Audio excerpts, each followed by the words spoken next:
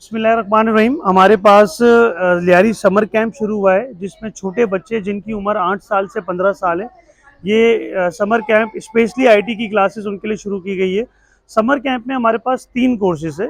अभी यहाँ पे आपके सामने पोस्टर्स भी आएंगे। जुम्बा क्लासेस है हमारे पास, इसके अलावा आर्ट एंड क्राफ्ट की क्लास है, और एक नया हमने अभी लॉन्च किया है, उसका नाम है समर आईटी कैंप। इसमें computer operating system, Canva, MS office, AI और वीडियो एडिटिंग, ये सारी चीज़ें जो है वो इसी के अंदर शामिल है।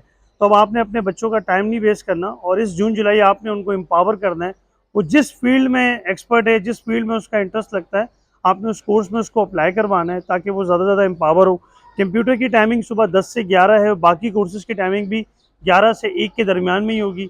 जुम्बा की क्लासेस अरीबा खुद लेंगी, आईटी की क्लासेस अली मुगल लेगा, और आर्ट एंड क्राफ्ट की क्लासेस हमारी टीचर लेगी। तो अब आपने टाइम नहीं ज़ाया करना, आज ही अपनी रजिस्ट्रेशन करानी है ताकि आप ज़्यादा से ज़्यादा फ़ायदा उठा सकें। Thank you.